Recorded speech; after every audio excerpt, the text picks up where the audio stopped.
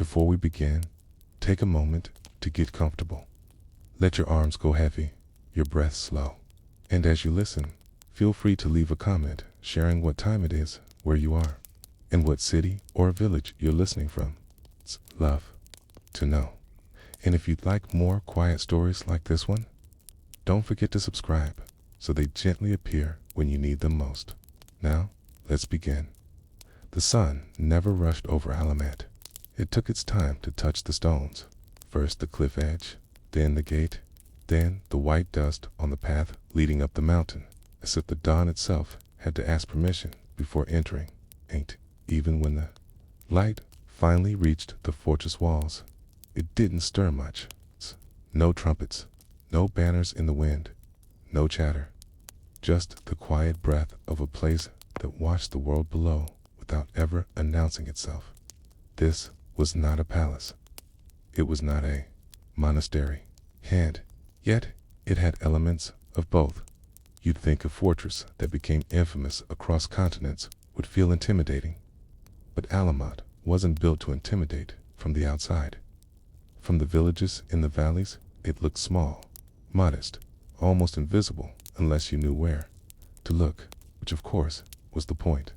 The word Alamut roughly meant eagle's nest, perched high above northern Persia in what's now the Alborz mountain range of Iran. If you stood at the base and looked up, you wouldn't see much. A narrow stair, rock ledges, some dry grass.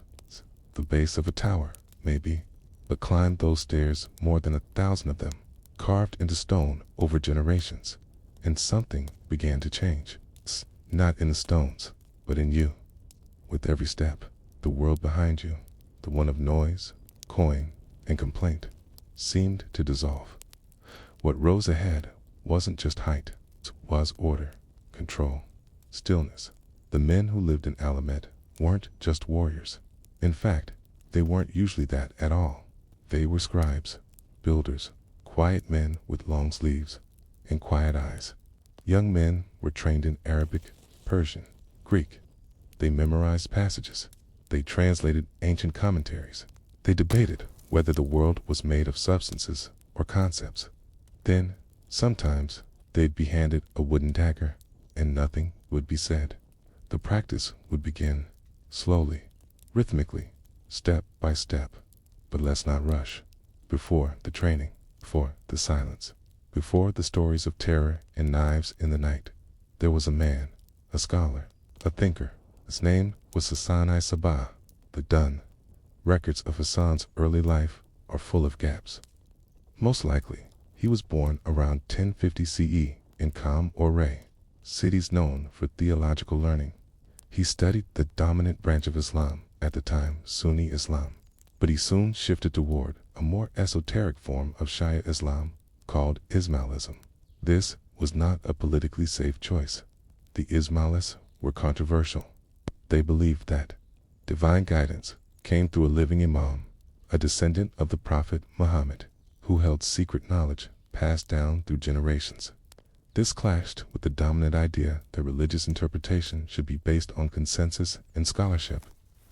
To Sunni scholars, the Ismailis seemed secretive, heretical, even dangerous. Hassan was not interested in fitting in. He wanted a place to build something from scratch, not just a community, but a structure for how knowledge should be preserved, shared, and protected. He was a quiet revolutionary, and he needed a base. He found it in 1090 CE. The fortress of Alamut had already existed for about a century. But Hassan took it over without bloodshed. According to later accounts, he entered the fortress disguised, gained the trust of its leader, and slowly converted its residents to his vision. When the time was right, he revealed his plans, and the stronghold was his dot. And so, the daily rhythms of Alamut were born.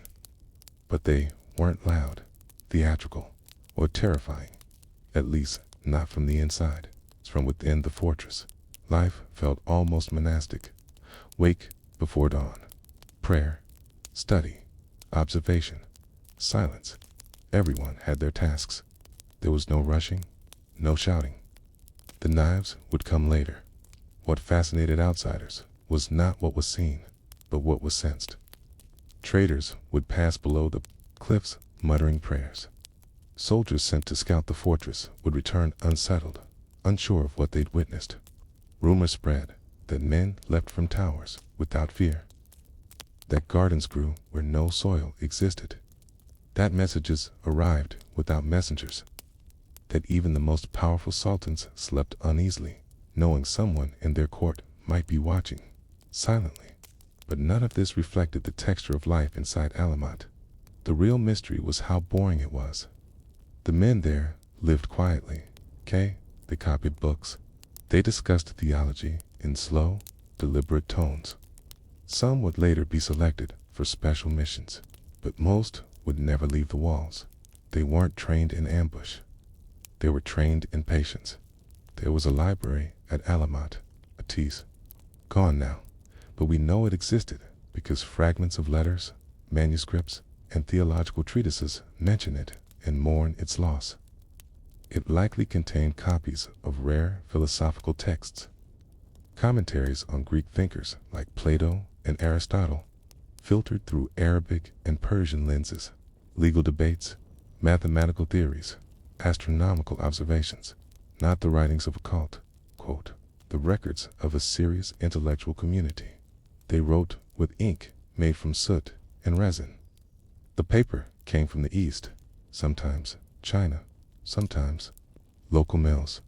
Each page was measured and aligned. Every word copied slowly, so the flow of the ink could match the breath. Top was the style. Everything was done slowly, even death. Hassan died in 1124 CE, peacefully, in bed. His death was not dramatic. It was not even widely known. He didn't pass power through blood. He passed it through thought. A council continued his work. The fortress lived on. The books kept being copied. And yet, outside, the stories kept growing darker. By the 1200s, the assassins were famous across Europe. Or, rather, the legend of them was. Crusaders returning from the Levant whispered of men in white robes who carried out missions in silence, leaving no trace but fear. Western writers, with little understanding of the complex theology or political context, coined the word assassin from the Arabic Hashashin. Some said it meant hashish users. Others believed it referred to a secret society, but no one could explain what they did all day. They didn't know about the mornings spent writing, art, the long walks around the garden, art, or the rules about not speaking above a whisper near the prayer rooms. They didn't know about the preserved scrolls, or the chess games, or the astronomy lessons under the mountain stars. They only knew the silence and the fear that came with it. So how do you explain a place like Alamut? Was it a school or a prison? A fortress or a temple? A threat or a refuge? Most of all, what did its walls remember? And what did they forget? If you had asked a young initiate in Alamut what he feared most, he likely wouldn't have answered death. Not because he had been brainwashed, and not because he craved martyrdom, though many would later be accused of both, rather. It was because death was seen not as a final task, but as one of many possible assignments. What he feared most was failure, forgetting a verse, slipping during morning drills, speaking when he wasn't supposed to, losing control of his breath during a recitation. These were the real errors, the daily cracks in the order of Alamut. To live in the fortress was to be wrapped in a routine. That was deeper than discipline. It was rhythm. Wake, pray, learn, reflect, train, eat in silence. Listen, walk in thought, sleep on a straw bed beside others who never snored. It sounds dry, but boredom had its purpose. Hassan Sabah believed that monotony trained the mind to catch details, the glance, the noise, the change in tone that others might miss. It made the memory sharper, the nerves steadier, It kept emotion at bay. You see, when your mind isn't overstimulated, it notices the little things. How many steps from the library door to the southern tower? How the morning light shifts on the third arch by season. Which wall stone always sweats in the afternoon sun? Which bird cries first at dusk? It was said that some initiates could memorize entire passages of Ibn Sina's medical texts just by walking and muttering quietly to themselves. They would walk the same stretch of wall again and again, tracing not just words in their minds, but timing, aligning each phrase with a turn, a breath, a footfall. The fortress became a mnemonic device, a landscape of living footnotes. But even here, where routine ruled all, there were exceptions. And the exception was this: someday you might be called to leave. When the day came, it was never announced. There were no goodbyes. The chosen initiate would be handed a letter, not sealed, not signed, just folded. Inside, perhaps a few lines of instruction, a name, a town, a phrase to repeat when asked, token to carry, often ordinary, a stone, a feather, a broken ring. And that was it. He would walk down the same steps he had once climbed as a boy, except now he'd walk slower, not because of fear, but because each step carried the full weight of stillness he had trained for. At the bottom, there would be no reception. He would disappear into the roads, as if absorbed by dust. Those who left Alamut weren't always sent to kill. In fact, most weren't. Some were placed as scribes, bookbinders, vendors, or even musicians. Their purpose was observation, listening, learning the weaknesses in towns, not the gates and battlements, but the minds. Who hated whom? Who drank too much? Who spoke too freely when tired? Who might be trusted? Who might be used?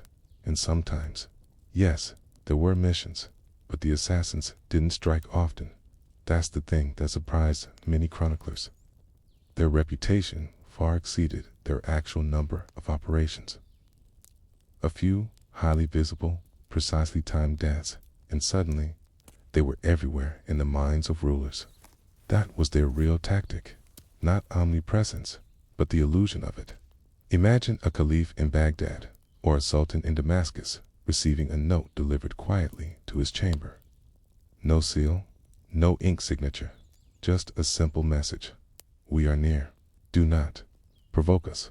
No demand, no insult. It's just that. And on the table beside the note, a small item, a ring from one of his bodyguards, a dagger identical to his own, a fruit from the private orchard, half peeled. Nothing violent, just a whisper of access that was often enough, because the real power of the assassins was not the knife. It was the delay, the uncertainty. It's the way. Leaders hesitated after reading those notes, hesitated before speaking in meetings, before ordering raids, before sleeping too deeply. They no longer ruled from behind walls. They ruled from within their own imaginations. That is how men who rarely left their stone fortress reshaped empires. Of course, not all missions succeeded. Some agents were caught. Some confessed under torture. But their confessions raised more questions than they answered. They spoke of loyalty, not to a man, but to an idea.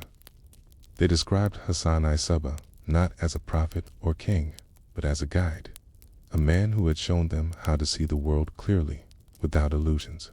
They spoke of dreams, yes, but not dreams of paradise or pleasure, as later Orientalist legends would exaggerate. No, they described dreams of order, dreams of understanding. Western chroniclers, confused and terrified by such statements, began inventing their own stories. Called the assassins drugged fanatics, claimed they were lured into obedience by hashish and promises of heavenly gardens, that they woke from trances with missions to kill. The word Hashashin was mangled into assassin, and it stuck, a convenient fiction to explain away the fear. But none of this reflected what life was like back at Alamut, because while the world feared them, the mountain remained quiet. The gardens still needed pruning. The library needed dusting. The rain Channels carved into the rock had to be cleared. The quiet footsteps still walked in rhythm along the walls. The apprentices still bent over texts, whispering verses to themselves. The fortress wasn't brimming with depth, it was humming with thought. And when word returned that a mission had failed, there was no mourning, just stillness. A page turned, a sigh, perhaps. Then another line copied into another manuscript. The work never paused. In time, new initiates would climb the stairs. Boys who had never seen a city. Boys who had heard only stories. They would be taught to fold blankets tightly, to light a lamp properly, to read quietly, to ask questions in the correct order, to slice bread cleanly. It's about just enough, not too much, to walk with eyes lowered, but mind open. And so the rhythm continued. What made it all so powerful was its invisibility. Armies could not march against thought. Castles could not block curiosity. Political alliances could not defend against silence. Still, the world tried. By the early 1200s, the Seljuks had weakened. The Mongols were rising. Alamut, isolated, proud, and philosophical, found itself in the way of a machine that did not care for ideas. The stories of the mountain had traveled too far.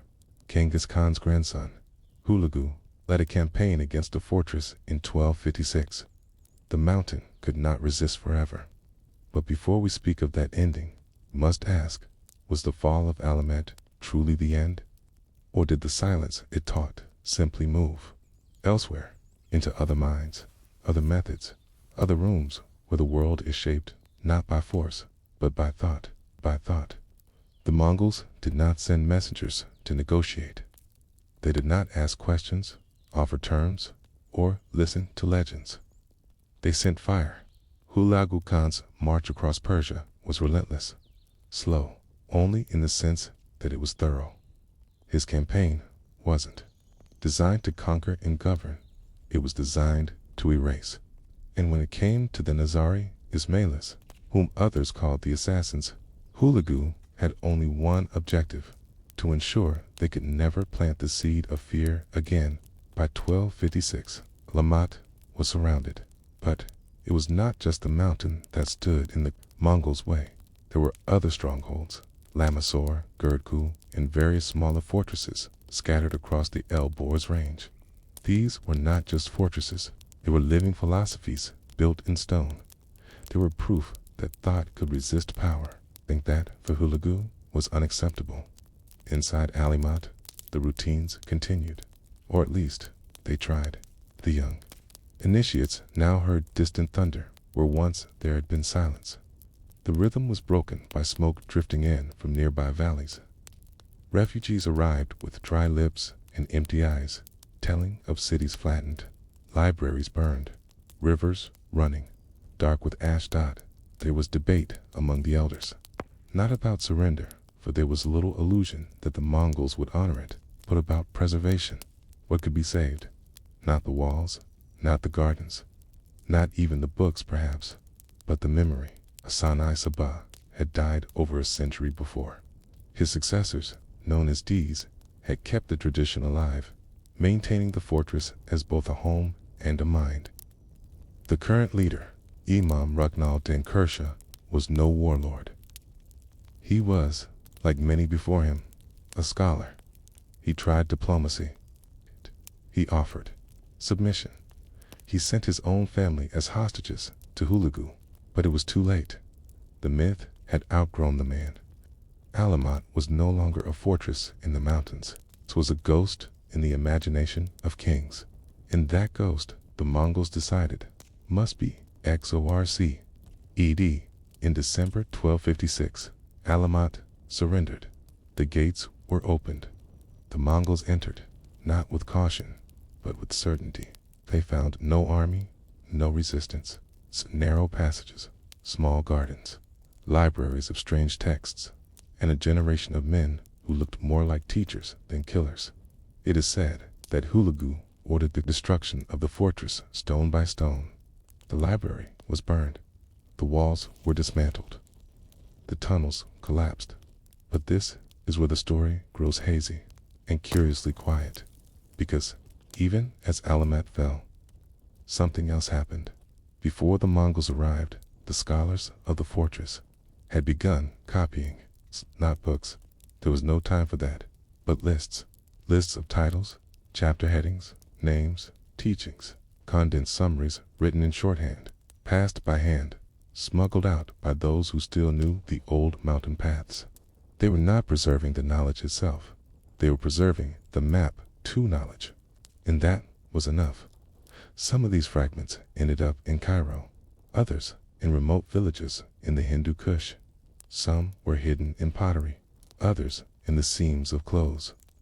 For decades, possibly centuries, these silent pieces whispered to new ears. The form had changed. The structure had collapsed. The idea survived. That is the real legacy of the assassins, not the killings. Not the legends of Hashish or Paradise Gardens, not the twisting of their name into a Western term for murder. Their legacy was how they made rulers hesitate, how they proved that ideas, once planted, are not so easily removed. And yet, modern historians struggle to piece together their daily life. How were they trained? How were decisions made? How were messages sent and received? Most of what we know is from their enemies, and enemies rarely write fairly. Marco Polo claimed to have seen the fortress decades after its fall. He described lush gardens and drugged disciples, a fantasy that likely reflected hearsay more than history. Muslim chroniclers accused the sect of heresy and deception, portraying them as manipulators of scripture and thought. European crusaders, meanwhile, feared them, but also marveled at their precision. What little we do know comes from stones.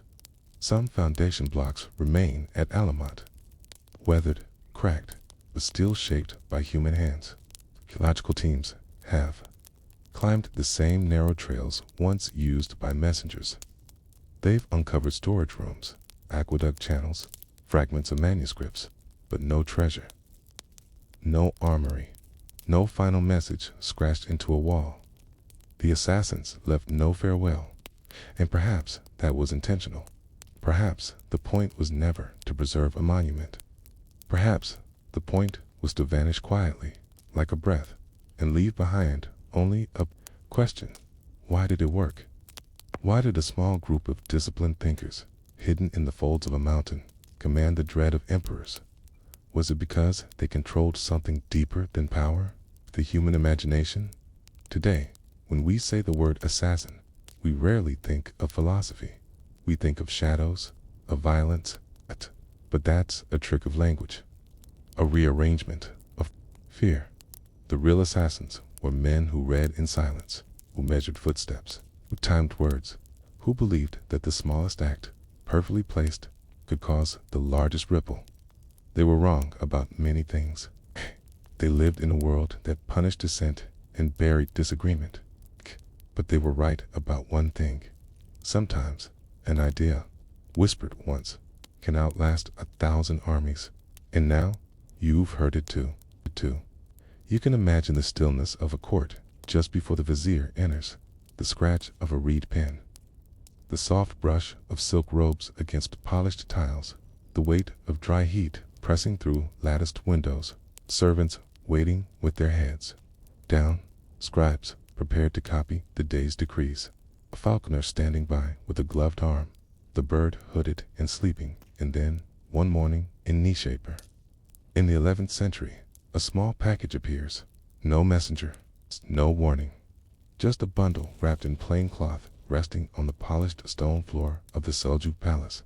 When the guards open it, there's no explosion of powder, no poisoned spike, just a feather, a white one, bound to a single sheet of parchment, completely blank. The vizier, curious, frowns. He turns the paper over, looking for hidden ink. The head of security brings it close to the brazier, hoping heat will reveal a message. Nothing, but someone in the corner, an older servant, who once served under the previous sultan turns pale. He asks to be excused. Later, he will confess to a clerk that the blank page meant death, that no reply was needed, no demand made. It was not a letter, it was a sentence. The assassins had spoken. They had not screamed. They had not marched. They had not even entered the palace, and yet their message had arrived, perfectly, quietly, unmistakably. The architecture of Seljuk, the Seljuk Empire, at its height, controlled vast stretches of the Islamic world, from Central Asia to the Persian Gulf, from the edge of the Byzantine Empire to the deserts of Syria. Their courts were filled with philosophers, scholars, poets, and politicians. But beneath the surface of diplomacy and prayer mats, there was something else, anxiety, especially among the elite.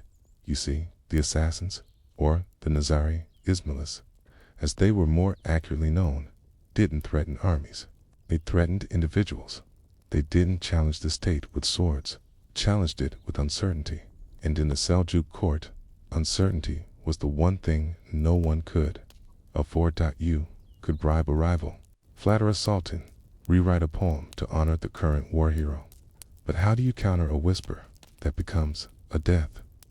The assassins didn't need to kill everyone. In fact, they killed very few, but each one was chosen with surgical care. Viziers, generals, jurists, religious figures, men whose deaths rippled through the bureaucracies of the empire like the slow crumbling of sandstone. They were stabbed in mosques, at public ceremonies, in narrow alleyways where guards could not follow. And always, afterward, there was a story.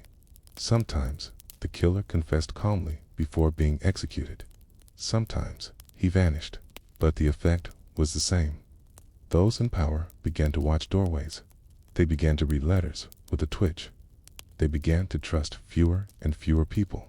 And slowly, the Seljuk courts began to rot not from outside attacks, but from within. A note tied to a plum pit there was a moment, recorded in several chronicles, when the Sultan Malik Shah received a wooden box from an anonymous courier. He opened it carefully, expecting a gift or some exotic tribute. Inside was a single plum. It was fresh, ripe, unbitten, but as he lifted it, he saw something wedged in the crease of the stem. A slip of paper, no larger than a fingernail. It read, "Even what you eat has eyes." That night, the kitchen staff were arrested. The food tasters were replaced. A separate orchard was commissioned under armed guard. And yet, the next spring, another fruit arrived, this time a pomegranate, split in half with no note at all. The court poet turned the event into a verse of caution. The gardeners refused to speak to each other.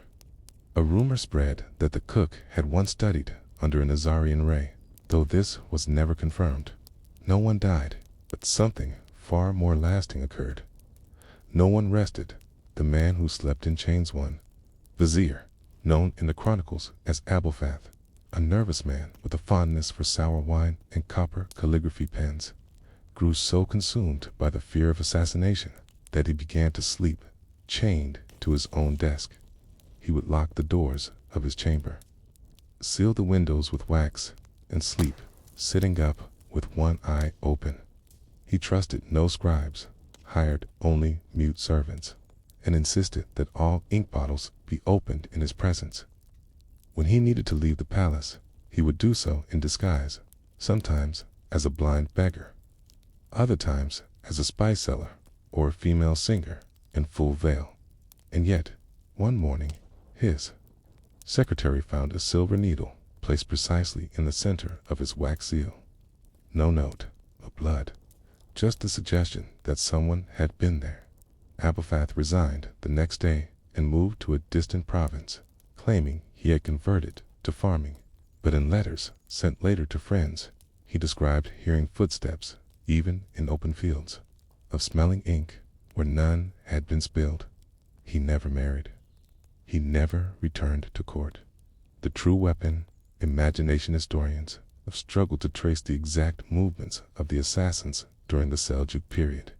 There are gaps, apparent contradictions, but the psychological impact is beyond question. They seemed to appear only when a man had grown confident. They attacked only when the court felt untouchable. They never made demands on banners. They never wrote manifestos. Instead, they sent riddles, gifts, rumors, a poisoned ring delivered in a velvet box that was never opened, a message scratched into a soapstone window pane in a bathing hall, visible only when steam condensed just right. A servant boy who whispered a dead man's prayer in the ear of a judge and then vanished. These were not assassinations in the modern sense. They were disturbances in the structure of power. Interruptions in the language of control. Each time a figure was threatened or killed, it was not just a person who disappeared. It was a certainty. And so, in Seljuk courts, policy began to warp. Advisors stopped attending public events. Rulers moved their councils to more remote locations. Messengers were searched twice. A rumor even arose that certain prayer phrases could invite death. And so, clerics began editing Friday sermons. And all of it, the paranoia, procedural changes, the social rewiring occurred, without the assassins needing to raise a single army. But who were they? This is the boring question that oddly remains the most difficult to answer. The Nizari Ismailis, as a community, were not large. They had no navy. Their mountain fortresses were difficult to reach and harder to resupply. And yet, they survived. They adapted. They left behind an echo. Their own writings were often destroyed by Mongols, by rivals, by later dynasties seeking to erase their influence. Most of what we know comes secondhand, often from their enemies, which means their true methods remain blurred. Did they train infiltrators from youth? Did they use coded languages? Did they have a bureaucracy for these silent campaigns? Or were decisions made organically, case by case? We don't know. And perhaps that is their final, most effective act, to make even historians feel what the Seljuks once felt: uncertainty. And, in the end, it wasn't the sword, the note, or the feather that proved most dangerous. It was the pause, the breath before decision, the thought, what if, that entered the minds of viziers and jurists, poets, and commanders. What if that servant isn't loyal? What if this gift contains a message? What if silence is the message? Perhaps was the ultimate success of the assassins in Seljuk courts, not the deaths they caused, but the minds they occupied. And that question still lingers centuries later. The road to Alamut was not an easy one. It wound through jagged mountains, where snow lingered late into the year and the sun vanished behind cliffs before noon. Travelers walked in single file along ledges carved into stone, careful with each step. The air grew thinner as one ascended, not just in breath, but in sound. It was a place of quiet listening, a place that demanded patience.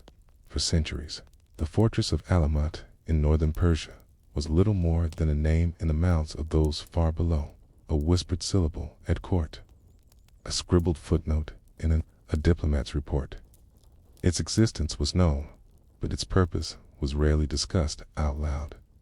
Even those who claimed to know had never seen its full depths. And that, perhaps, was the point. At its peak, Alamut was not a city. It was not even a military stronghold in the traditional sense. It was a place of thought, of planning, and above all, of waiting within those walls. The leadership of the Nizari Ismailis, led famously by Hassan I-Sabah, developed a method, a resistance that was unlike anything the Seljuk Empire had encountered. They did not seek to defeat armies. They sought to rearrange the way fear worked, and they began by changing the way time moved. Calendar of careful delays, you might think, of political strategy as something fast responses, movements, declarations. But the men of Alamut operated on a slower clock. Not minutes, not even weeks, sometimes years.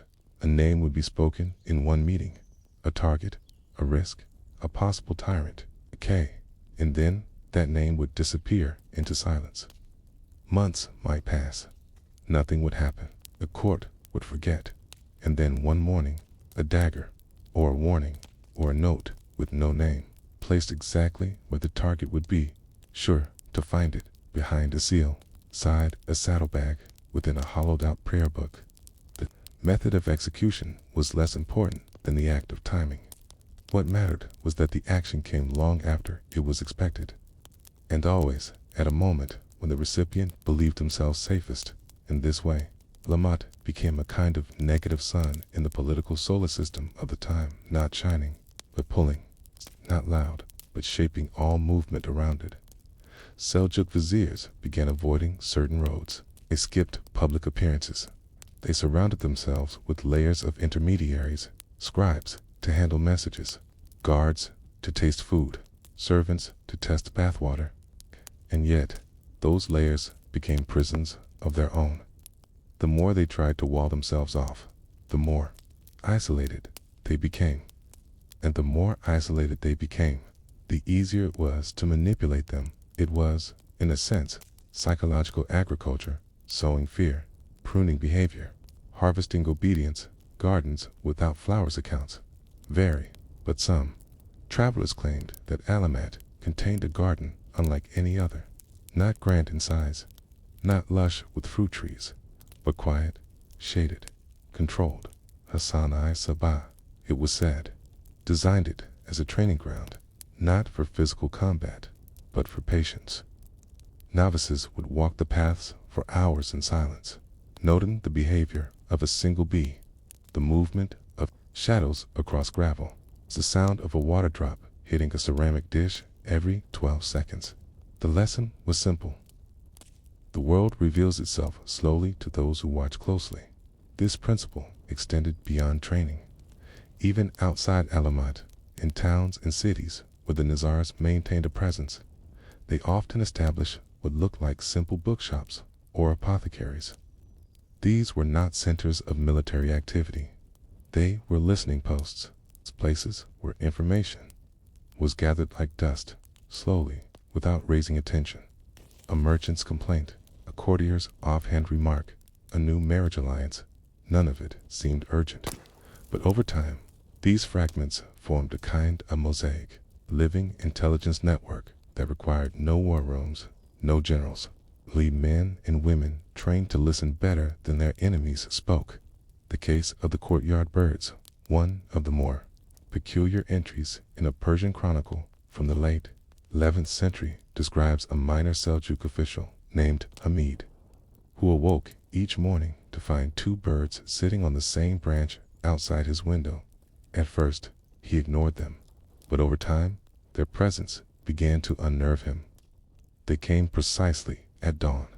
They chirped only once, and they never flew away when approached. They simply disappeared. One day, Hamid confided in a neighbor. That evening, the neighbor vanished. The next morning, only one bird appeared. Soon after, Hamid resigned his position and fled the capital.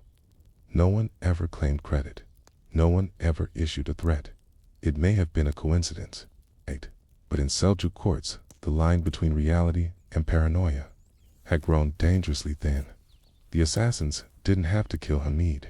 They simply needed him to believe that they might. And in many ways, that was more effective. The sword was never the point contrary to popular imagination.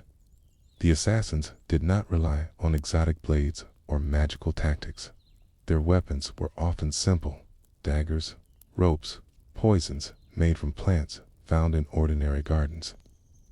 The power wasn't in the tool. It was in the context. Imagine receiving a beautifully carved dagger, inlaid with mother-of pearl, but perfectly balanced the craftsman's work. It arrives without a note. No blood, no name. It is left on your desk. No one saw who placed it there. You ask your guards. They know nothing. You ask your wife. She swears she's never seen it. You ask yourself, is this a gift or a message? You stop sleeping well. You begin to cancel appointments. You dismiss 2 secretaries. Eventually, you step down from office. Not because of war, not because of blackmail, but because of the growing ache in your ribs that says, someone is watching. That, more than anything, was the method of the assassins. They introduced doubt into the bloodstream of power. The quiet collapse of bureaucracy's Seljuk officials began operating under the cloud of fear. Policies slowed. Decisions took longer. Correspondence was redacted more heavily. Promises were broken, not out of betrayal, but out of hesitation.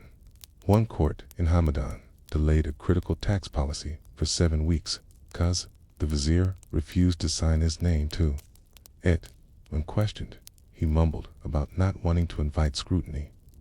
Another governor in Isfahan refused to read any document that had not been copied 3 times by 3 different scribes, sealed in 3 different rooms. But these precautions only made governance more brittle. Local judges began issuing contradictory rulings. Provincial governors started hiring private militias, fearing the central authority could not protect them. The empire still stood, but its spine had begun to bend. And all the while, Alamut remained silent. The mountain did not move. The fortress sent no threats. It simply existed, and that was enough. The dagger. Without the hand, what made the politics of fear so enduring in the Seljuk world was not just the rare act of assassination. It was the suspicion that any act could be connected to the assassins. A fire in a spice market. A missing scroll from the archives. Servant who quit suddenly and refused to explain why. Every anomaly became a potential signal, and when the time came for succession, or military planning, or legal reform, the men at the center of decision-making no longer thought only of results. They thought of risk. They thought of visibility.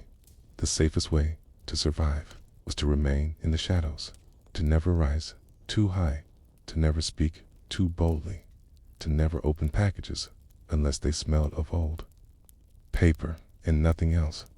This erosion of confidence, this internal frost, lasted longer than any one ruler.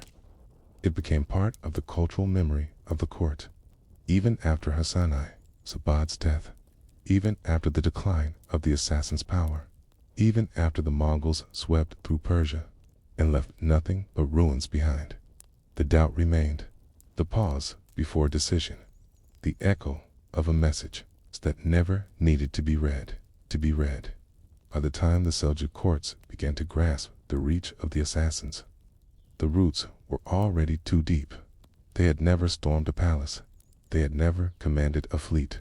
And yet, somehow, they had occupied a space in the minds of kings that was stronger than any wall.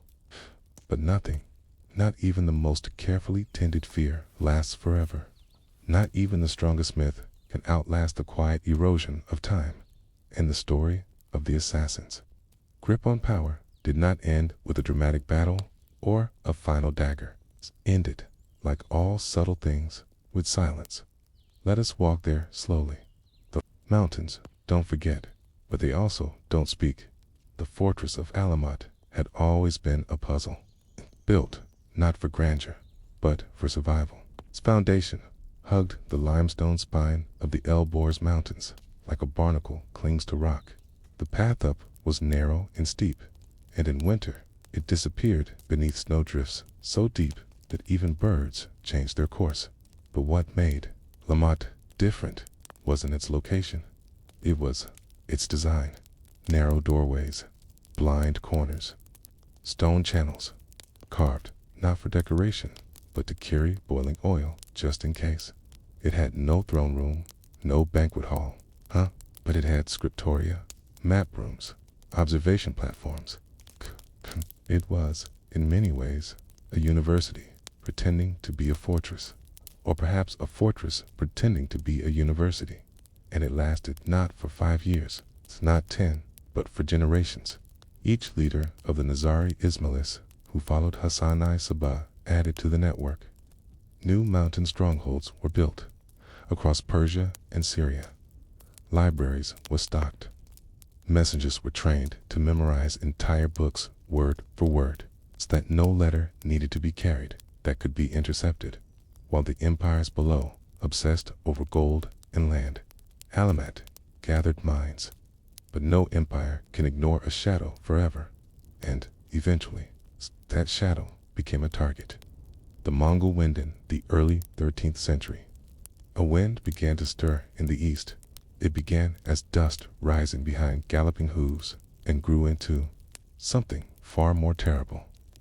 The Mongols, to the Mongols, fortresses were not symbols of power, okay? They were simply puzzles to be solved. Siegecraft was not new to them. They had learned from the Chinese how to build catapults that hurled not just stones, but fire. They imported Persian engineers. They took their time. But what made the Mongols so deadly was not their technology, it was their discipline. They did not get distracted. They did not accept bribes.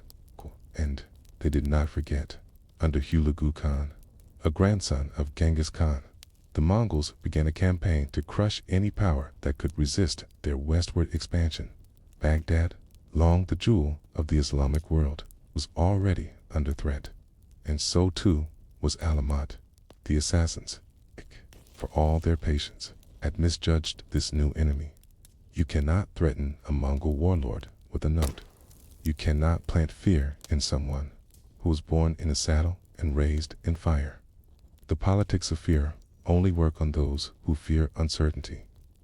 The Mongols feared nothing because they believed in fate.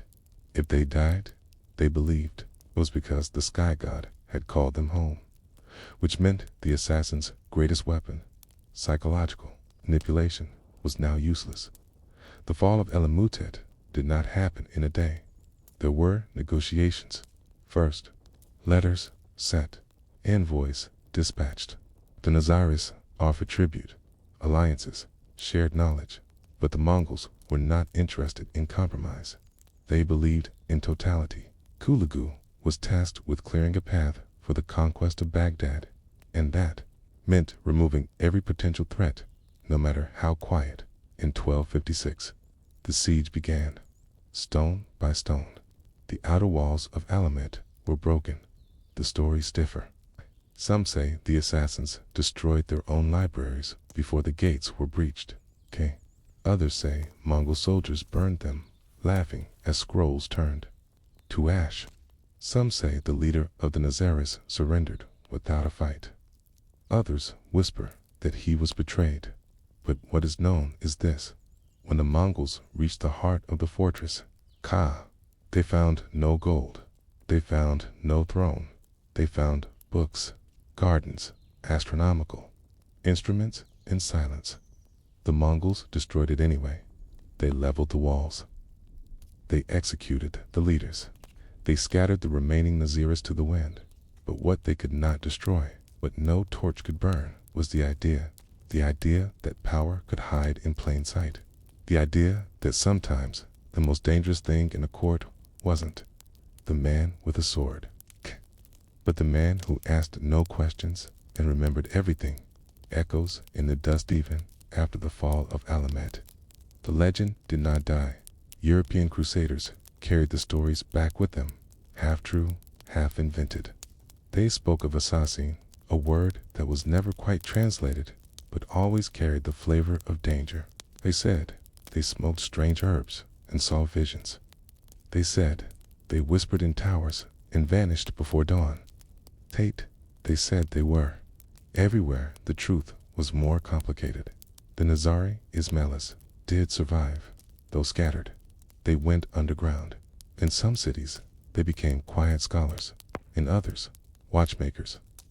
In others, healers, always watching, always remembering, and, in time, Carrie's story was folded into larger tales. The word assassin became a symbol for something it never truly was: blind murder, chaos, madness. But the historical reality had been something more subtle. It had been about timing, about placement, about knowing that sometimes the softest tap on the shoulder could change the course of a dynasty. What was left behind? There are no ruins left to mark Alamut clearly, only hints in the rock. Some travelers say that if you visit the right village in northern Iran, to ask the right question of the right elder, they will point to a particular ridge and say, there, That's where the garden was. They won't take you there. They won't explain. But they'll say it the way farmers talk. It's about rain as something that was always meant to return. And you, standing at the edge of the path, might feel nothing. Wind, stone, clouds. But if you stay long enough, if you sit quietly, you may begin to feel the weight of a question.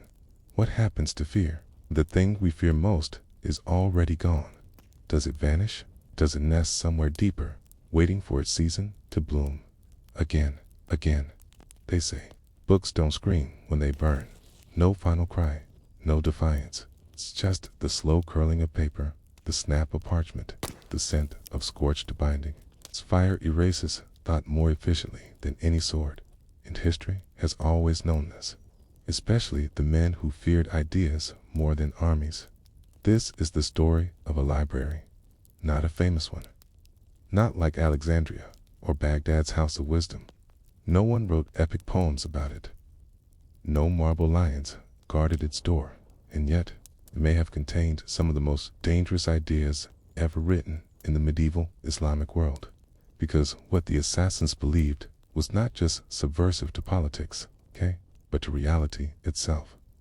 Let's walk back quietly, up the mountain, back to Alamut, back to the library that no longer exists, back to what might have been inside, and why no one was allowed to remember, a place to think. In a world afraid of thought, the year is somewhere around 1100 CE. Alamut, the Persian mountain fortress of the Nizari Ismailis, is no longer just a hideout.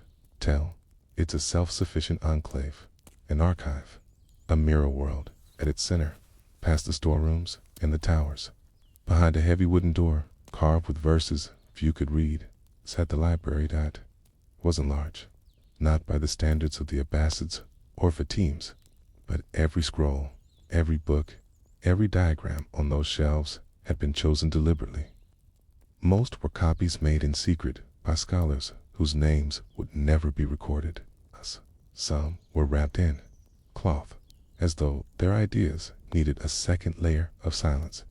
Inside, one might find works by Persian mystics, Greek natural philosophers, early Islamic theologians, Babylonian astronomers, Indian mathematicians, and layered between them all, annotations in red ink, margins full of quiet heresies, notes not for correction, but for expansion.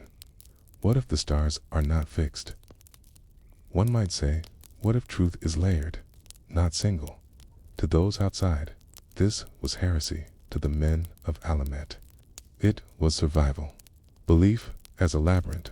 To understand the library, you must understand the beliefs of the assassins, or, more accurately, the Nizari Ismailis. They were not anarchists. Were not nihilists. Their belief system was deeply structured, more structured than many royal courts. But their structure was vertical, not horizontal. One belief contained another, like a series of boxes. Open one, find another question. They believed that truth was not flat, but layered, Zahir and Batin. The outer appearance of things, and the inner reality, what the world sees, and what only the enlightened understand. The Quran, they believed, had not just meaning, but meanings. Surface readings were for the masses. The real truths lay hidden in symbols, numbers, patterns of speech, and those meanings could only be unlocked by a living guide. The Imam to some, this sounded like blasphemy, to suggest that divine truth depended on interpretation, that it could change depending on who explained it. Because to the Ismails, it was a kind of freedom. They did not believe in chaos. They believed in order, but in order you must climb into. One, you must be initiated into layer by layer, like a riddle that reveals a deeper riddle once solved. In the library, that was the map room, not just a place for preserving texts, but for decoding the world. The hidden pages, some say the library at Alamut, contained texts that had been banned elsewhere, not just different interpretations of Islam, but alternate readings of Aristotle, Sufi treatises that blended Greek thought with Persian mysticism. early diagrams of planetary motion that suggested orbits, not fixed heavens. Tables of lunar eclipses spanning 100 years. And then there were the Letters of Light, a collection of allegorical essays passed hand to hand among the Ismaili elite. Written in dreamlike prose, they told stories of birds trapped in cages of gold, of rivers that ran backward, of mirrors that only reflected those who had no face. Each story was an allegory. Each character stood for something else: the body, the soul, the mind, the veil of perception. They weren't meant to be read once. They were meant to be meditated upon, decoded, argued over, and rewritten, each time in the margins. These were not books that gave answers. They were books that asked better questions, and that's what made them dangerous. Books as targets to a frightened caliph or a jealous vizier. The library was not a collection of paper. It was a rebellion, not because it incited violence, but because it made people think about truth as something unstable. And people who question truth rarely obey orders quietly. The Seljuks feared it. The Mongols hated it. But even within Islam, the Naziris were often regarded as troublemakers. They were accused of taqiyya concealment, of saying one thing in public and another in private, of believing in allegories so deeply that they didn't believe in rules at all. But that wasn't true. They believed in discipline, precision, but their compass pointed inward, toward meaning, not power. Still, when armies approached, they knew what would happen, and so the books began to vanish before the fortresses fell. Some were smuggled out, disguised as medical texts. Others were buried. Some were burned by their own keepers, not out of shame, but of protection. Better ash than desecration. By the time the Mongols reached Alamut in 1256, the shelves were mostly empty. The library, as it had existed, was already gone. The echo that still rings but here is the curious thing. Some fragments survived. A few of the allegorical texts, or copies of copies, turned up centuries later in dusty manuscripts held by scholars in Cairo or Istanbul. Some were not even recognized as Ismaili at first. They looked like poetry, children's stories, but their layered structure, once decoded, pointed back to Alamut. Others survived orally. Phrases, metaphors, ways of thinking, even today. Among some surviving Ismaili communities, you might hear teachings about the outer and the inner, about the balance of the intellect and the soul that traced back to that lost tradition, and the influence reached farther than one might think. Philosophers who wrote of the hidden unity behind appearances, scientists who believed that truth must be revised in layers, not accepted at first glance. The modern idea that knowledge is always evolving, that there's no final answer, may owe more to these vanished libraries than to the great European universities. What might have been, we can only guess what was lost. Were there early evolutionary ideas buried in allegory, alternative models of astronomy, untranslated Greek or Indian texts long before they arrived in Europe? Or perhaps just a different way of seeing, one in which truth was a path, not a position. In a world where absolutes dominated, absolute kings, absolute laws, absolute punishments, the idea of knowledge as a living thing was radical, maybe too radical. The flames that burned the assassin's library didn't just consume paper. They consumed possibility. But somewhere in the ash, there remains this quiet question. What if we had preserved the things that didn't fit? The kind of world would we live in now? You sit in the shadow of the mountain now, beneath a stone wall no one remembers how to repair. The fortress of Alamut is long gone. Not physically, perhaps, but ideologically. It's the thick-walled silence, the guarded courtyards, the scholars who spoke softly by candlelight. All of that exists now only in fragments and shadows.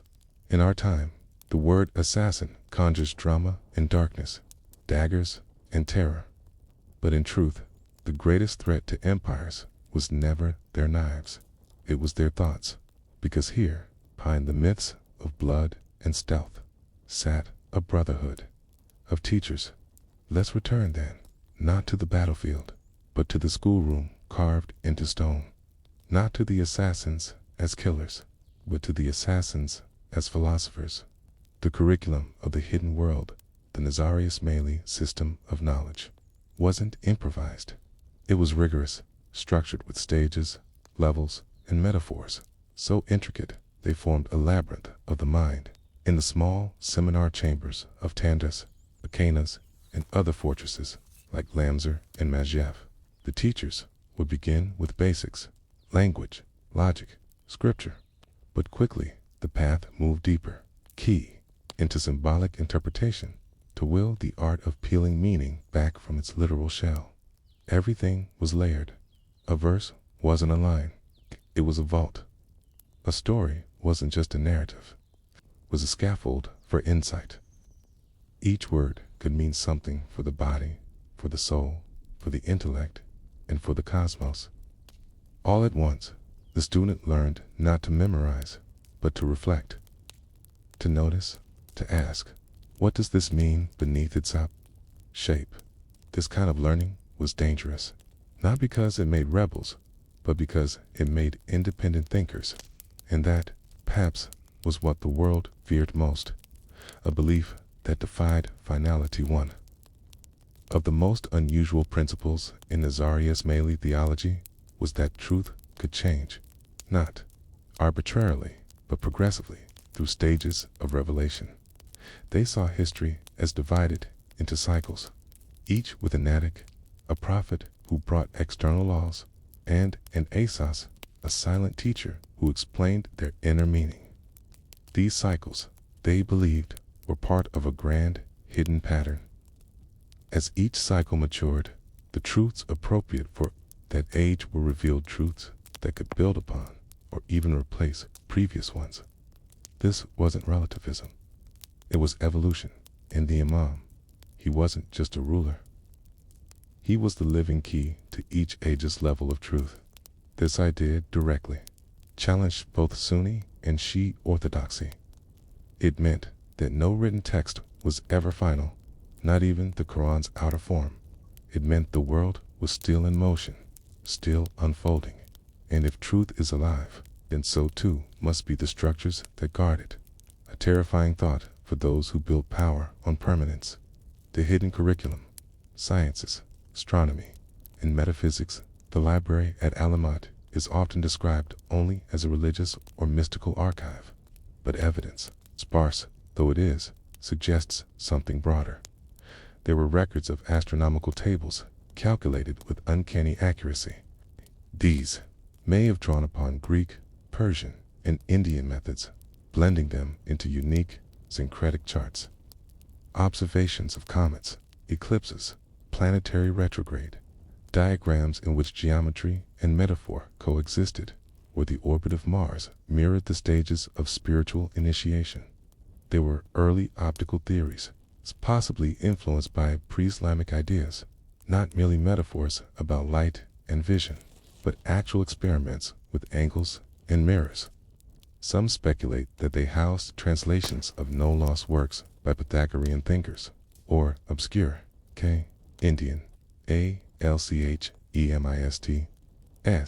There were numerological treatises, too. Number was seen not only as quantity, but as quality, a key to the hidden harmonics of the universe. 7 was not just a number, it was a gate. 12 was a cycle, 40 signaled completion. They saw mathematics as sacred structure, a language, not just of counting, but of meaning. Their goal wasn't control, it was orientation, a way to find your place in a layered cosmos. The silent teachers who left no name. The tragedy of Alamut is not just in what was burned, but in who was erased. We know the name of Hazan Isaba, the founder, Lena, a few names of imams, but the librarians, the scribes, taught, the Ds who taught in whispers under lantern light, they, unlost to us, they left few signatures, not out of shame, but because their role was to point, not to shine. A true teacher, they believed, was a mirror invisible when clean, revealing only what the student was ready to see.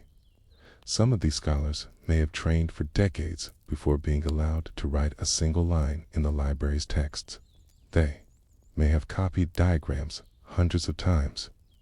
They may have translated a Sogdian scroll into Arabic, then into Persian, then recombined its meanings into allegory. There are mentions, fleeting ones in hostile sources, that certain Ds had memorized entire books of hidden teachings, that they could quote 20 meanings of a verse depending on the hour of the moon. None of them left monuments. They left margins, and in the end, margins are easiest to erase. The fire and the forgetting when the Mongols approached in 1256. Hulagu Khan had orders: destroy the fortresses, eliminate the sect, damn the libraries. They feared not the swords, but the words. The library at Alamut and its sister collections were among the first targets. Some reports claimed that scholars tried to smuggle texts in carts marked as grain, that scrolls were hidden in dry wells and hollow walls, under the robes of fleeing scribes, but most were lost. Some pages burned, others dissolved to damp stone as the fortresses crumbled. And perhaps, worst of all, the memory of why they mattered was lost, too. The world would remember the assassins as killers, as fanatics, as poisoners in shadow. But few would remember that behind those myths sat classrooms of philosophers, diagrams of the stars, glossaries of metaphors that once stitched together body, mind, cosmos. The fire consumed not just knowledge, but curiosity. Echoes in the modern mind, but fragments remain among modern Ismaili traditions. There are still echoes of the old teachings, reinterpreted, adapted, but rooted in the same layered logic of meaning. The belief that knowledge must be lived, not just memorized. That truth evolves. That thought is sacred, and among modern scholars too. The rediscovery of a few texts attributed to Nizari thinkers has begun. A manuscript in a forgotten library, a miscatalogued scroll, a treatise on symbols mistaken for poetry. What do they contain? Not doctrines, perspectives, not answers, but ways of asking. They remind us of a time when intelligence was a survival strategy, when ideas had to hide to endure, when books were guarded more fiercely than gold. As you rest here, imagine the teacher who once stood in that cold stone room, reading aloud from a scroll written in 4 languages. Imagine the student, young and unsure, tracing a diagram of 7 circles that represented 7 levels of self. Imagine the silence between them, thick with questions, safe only because no one outside could hear. What would it feel like to believe that truth had to be unlocked, not declared? How many truths, just like that, have we burned? The shelves were ash. The teachers were gone. The halls of Alamut stood silent, cracked open by siege and scorched by orders that came from far away. But ideas, once released, don't always burn the way parchment does, even as the Mongol armies scattered the last offenders, even as the records were tossed into fire. Some of what was written down, some of what was spoken softly in candlelit chambers, survived in unlikely places, not in libraries, not in museums, but in whispered traditions, in copied footnotes, in half-remembered metaphors scribbled into margins by people who may not have even fully understood them. The final story of the assassins. Vanished Library isn't about what was lost, it's about what wouldn't go away. Traces in unexpected places long after Alamut fell. Strange ideas began to show up in other writings, scattered like embers that drifted far from the blaze in Cairo. In the Fatimid records, once aligned with the Ismaili Imams before their split, scribes began to note similarities in cosmology. The idea that history was cyclical, that each age had its own inner truth, and that the universe itself could be read, like scripture, in Iran. Philosophical poems began referencing layered meaning, not just metaphorically, but systematically. Some of these verses seemed almost coded, as though written for an audience that had once studied at the feet of a deity. Phrases like the sevenfold veil, or the circle that ends in its beginning, appear with just enough frequency to make some historians pause.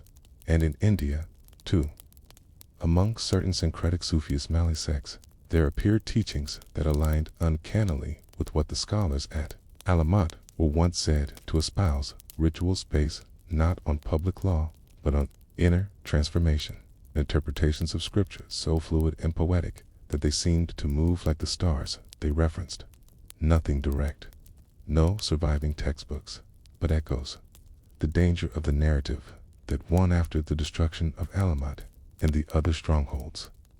Something strange happened. The victors, both the Mongols, who physically destroyed the sites, and the later Islamic empires, who wanted no rival claims to authority, began to reshape the memory of the assassins. They were no longer seen as scholars, teachers, or seekers. They became the stuff of terror. Tales spread of terrifying ceremonies in mountain caves, of initiations involving drugs and delusions, of blind loyalty, of murder cloaked in righteousness. European chroniclers, who never visited Alamut, took these stories and amplified them into legends of dark sects, seductive gardens, and emotionless killers. The name Hashashin, possibly derived from an insult or even a linguistic misunderstanding, became a term of fear. Later, it would become assassin, losing all memory of the libraries and the logic that had once defined the word. And so, the final cover-up wasn't the burning of books, it was the rewriting of identity. A group once devoted to layered truth, two secret meanings, and sacred intellect was reduced to a myth of mindless bloodshed. The real ideas, strange, subtle, and revolutionary, were buried beneath centuries of misunderstanding. The question of what we lost: it's easy to mourn a lost library as a pile of burned paper, but the deeper loss is harder to define. What else was stored at Alamut, or its sister forts? There are rumors, unprovable perhaps, but persistent, that some Ds developed early understandings of psychology. They spoke of the mirrors of the self and used mental exercises not unlike modern cognitive therapies. That their stages of initiation weren't just mystical rituals, but frameworks for confronting inner trauma, illusions, and ego. There are suggestions that they had maps of ancient trade routes long before they were charted in Europe. That they had climate records preserved from generations of monastic scribes. That they kept compilations of regional dialects and oral histories, voices that would otherwise never have been written down. We can't know for sure, but sometimes what we lose isn't just facts, it's ways of thinking. If those libraries had survived, would our entire model of knowledge, our assumptions about truth, our progress, about how ideas are passed down, look different today? Would we remember more, or forget more carefully? Building from fragments, not everything is gone. A few texts attributed to Nizari Ismaili scholars have been rediscovered in recent decades, miscatalogued, hidden, nearly illegible. A philosophical treatise found in a private library in northern Syria, written in coded Persian, revealed stages of interpretation and initiation eerily close to what Alamut's teachers were said to have practiced. Modern Ismaili communities, particularly those with roots in South Asia and East Africa, have maintained oral and written traditions that echo, however faintly, the old ideas that truth is both evolving and eternal, that the search for meaning is sacred, and that reason is not a threat to faith, but a path toward it. A small number of academic institutions, supported by the Aga Khan Foundation, have begun to systematically study and archive the intellectual history of Ismailism, including the lost Nizari chapters, through slow reconstruction, interviews, surviving manuscripts, architectural analysis of the fortresses.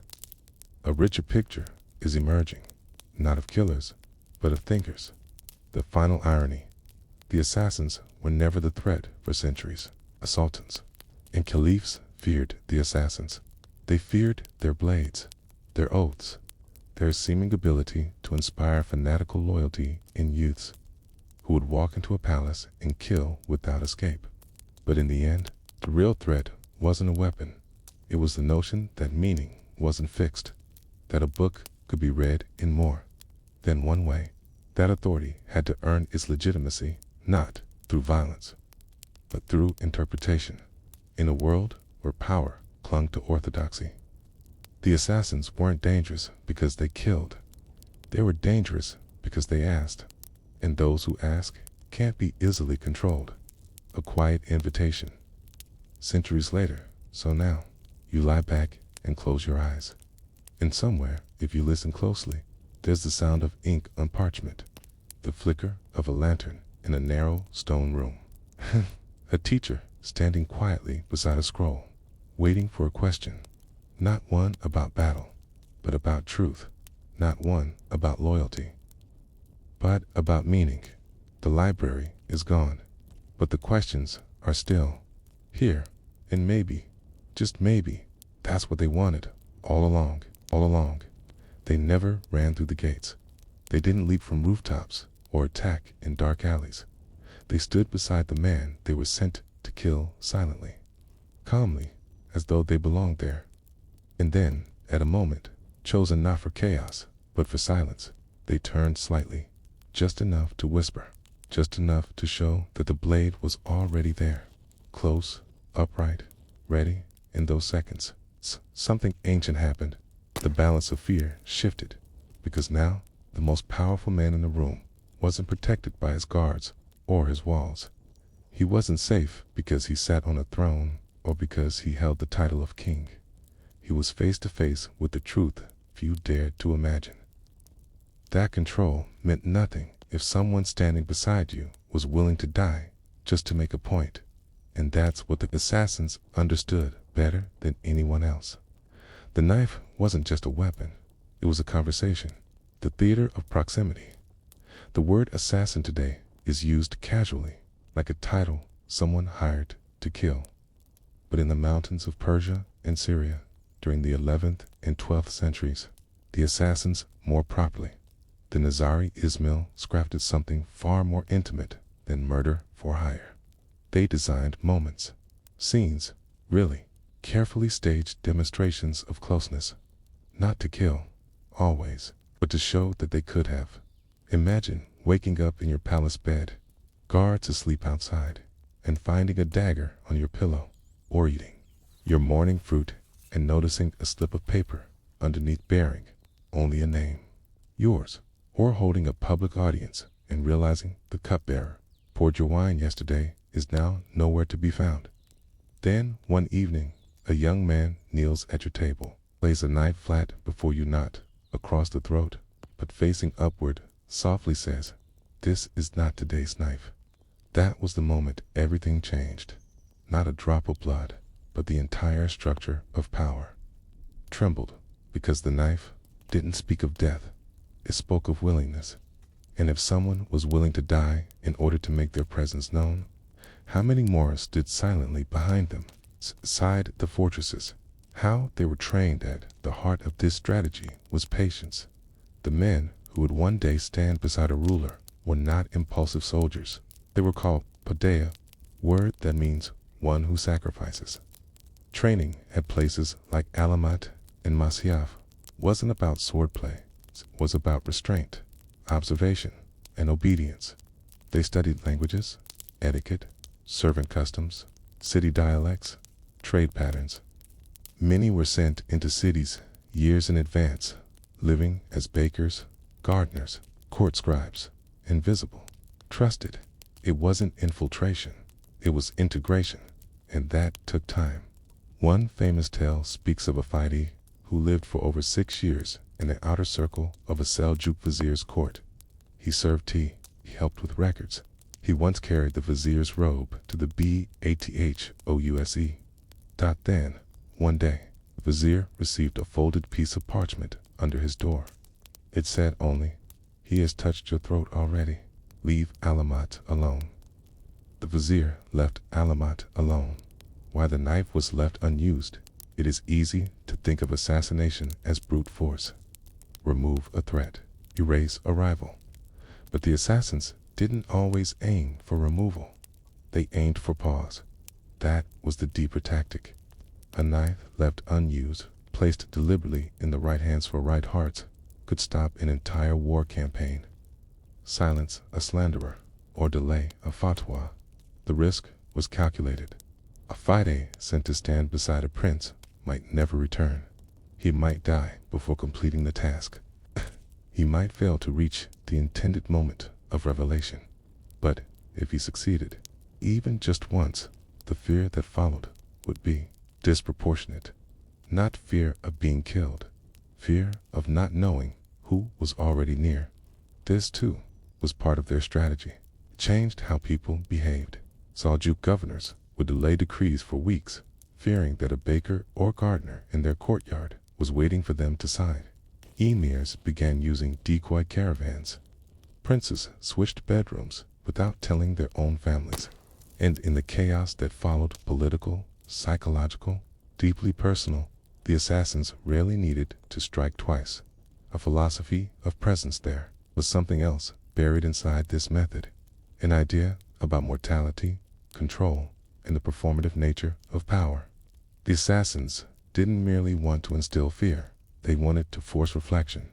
When a Fide stood next to you, smiling, capable of killing you at any moment, but choosing not to, you were no longer the center of the world. Your power became conditional on the will of another. The assassins were reminding their targets of something very old and very destabilizing. The idea that every ruler rules only by permission, by the agreement, tacit or explicit, of others. It was not democratic. It was existential. This wasn't just psychological warfare. It was a philosophical challenge. Can you truly hold power? The knife is already beside you. How rumors became policy. The assassin's use of proximity wasn't just about the direct threat. It was also about repetition, creating a pattern so feared that rumors did most of the work. A few high-profile incidents became legends. These were repeated in courts, then in marketplaces, and eventually made their way into the writings of chroniclers across the Islamic world and beyond, into the Crusader states. One such story involved a Crusader noble who received an unexpected guest, a messenger from Alamut, offering peace. The noble scoffed. That night, he found a dagger stabbed into his table. His guards swore no one had entered. The next day, he accepted the peace. Another tale tells of a sultan who received a fruit basket from his trusted kitchen servant. At the bottom was a note, not in the servant's hand, that said, "He will be gone by sunset if you wish." The servant disappeared that very evening. No assassination was carried out, but the message had been delivered. Memory.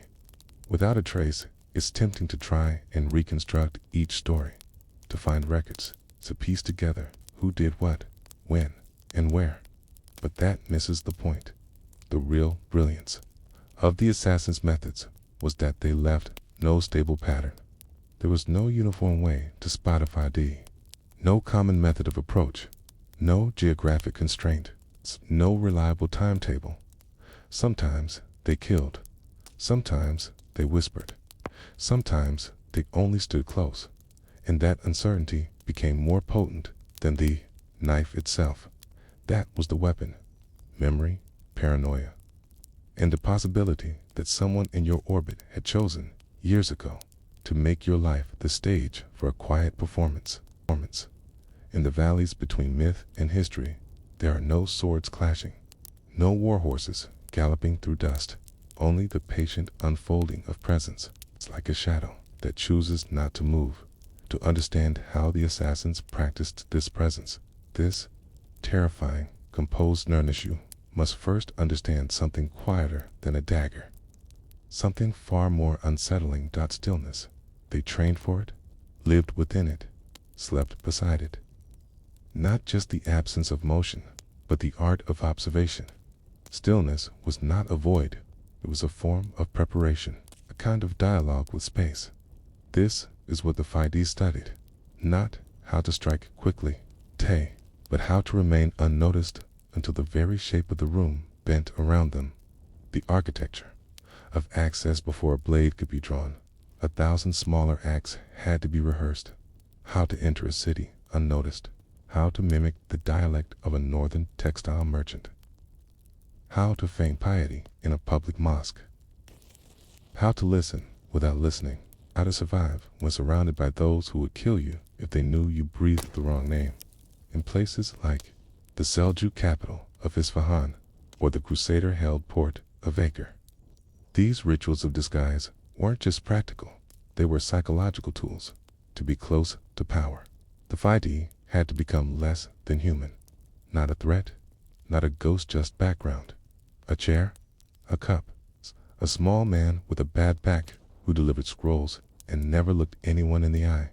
And over time, his performance became seamless. That was the first lesson at Alamut. Presence must feel like absence, because only then can the knife's arrival feel like a betrayal of space itself. The cupbearers, silence in 1113. The court of a powerful vizier in the Abbasid world welcomed a new servant Chung. It's quiet, reportedly from Ray. He served drinks, cleared scrolls, managed candles. For nearly 2 years, he never once raised his voice, until one spring night, the vizier, seated with closed advisors and visiting jurists, noticed a folded piece of parchment beneath his goblet. In it, a small date was written. It was the date of the vizier's appointment, and beneath that, I was here that morning. Vizier turned slowly to the servant, but the young man had vanished. No blood, no attack. Just a reminder, you are never truly alone. The symbol of the upright. Knife. It is difficult to overstate how ritualized the assassin encounters became. The knife, when shown, was never brandished. It was held vertically. Its blade, sometimes clean, sometimes stained with oil to suggest recent use, and its direction upward was deeply symbolic. In many Islamic traditions, the upward blade was not simply a threat. It was a sign of deliberation, judgment, waiting to fall. The Fidei would place it carefully, not across the throat, not at the belly, but standing between cups of tea, between fruit and ledger, between ruler and ruled. The implication was always the same. This could have ended differently, but it didn't, and that silence was louder than any war cry. Why? It rarely struck twice, contrary to later legends that exaggerated the assassin's reach. Historical records show a selective approach. There were only a few dozen known operations in 2 centuries. Why so few? Because the act wasn't the goal. The memory of the act was. Every successful infiltration created a decade of uncertainty. Governors stopped traveling publicly. Fortresses doubled their servants. Courtiers began poisoning their own food rather than let strangers handle it. The assassins let that chaos bloom. There was a certain elegance in a decoded, logistical poetry. They weren't trying to control empires. They were trying to hold space inside the minds of those who ruled. That was enough, and so the knife remained, sheathed more often than not. Crusaders and the knives. A rival in the West when the Crusaders established kingdoms in the Levant. They encountered the assassins, not as mythical shadows, but as political players. The most famous tale, perhaps too famous to be entirely accurate, involved Conrad of Montferrat, a Crusader noble with ambitions over Tyre, in 1192. He was reportedly killed by 2 young men disguised as Christian monks. They approached casually, then stabbed him in broad daylight. What most records fail to explore, however, is why the assassins might have done it. Some suggest political leverage. Others hint at payment by rival factions. But there's a quieter theory, one that fits the pattern more intimately, that Conrad had already been warned, perhaps with a gift, perhaps with a letter, perhaps with a blade placed gently beside his scrolls, and, like many others before him, he ignored it. If so, then his death wasn't just a strike, it was a correction. The assassins rarely struck twice. The fear that wrote itself once word of the 5 days spread. The world changed without their presence. Scribes began encrypting orders. Servants underwent inspections. Even in the Crusader states, a paranoia lingered, one that didn't match the small numbers of attacks. But that was the brilliance of their design, like a single grain of sand, causing the oyster to seal itself forever. The assassins inserted presence, not threat, a whisper in the corridor, a servant who left a day early, a merchant who knew too much about court habits. That was all it took. They let others finish the story. They let memory write the rules. The ritual of mercy there. Our surviving accounts fragmented, often questioned of moments when a Fide chose not to kill. In one, a minor prince in Khorasan found his door unlocked. A dagger stood upright in a bowl of dates. A slip of parchment read, "We know you're dead." The prince sent an envoy to Alamut the next day. He offered peace. And perhaps more importantly, he changed his behavior. There were no more speeches calling Ismails heretics, no more edicts demanding their arrest. He even appointed a scholar with rumored ties to Alamut. Was he a coward? Or had he understood something most rulers ignored? That mercy from the assassins was not weakness, it was policy, and it was never offered. Twice, the knife as philosophy. This section ends with an image not of death, but of waiting, of a man standing silently in a court, dressed plainly, hands clasped, of the guards who see him daily, and the master who has never once asked his name. And one day, the man steps forward, not to attack, but to remind that the world is never entirely under one man's control, that stillness can be more powerful than law, that presence, if chosen deliberately, can rewrite how a kingdom breathes, so the knife stays upright, unmoved, and history bends around it. History rarely records silence. It favors motion, violence, spectacle. It prefers things that leave behind evidence walls, graves, treaties, broken thrones. But the assassins did something different. They left behind fear, not in the screams of war or the trails of blood, but in the moments that never occurred.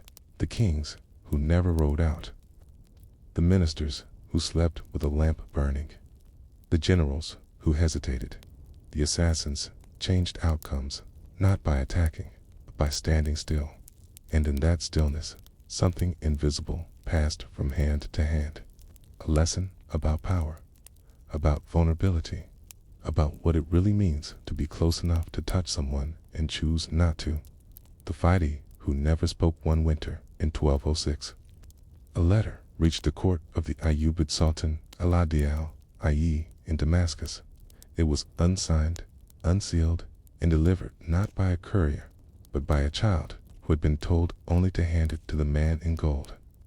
The letter read, "In your garden, there is a man who waters the fig trees.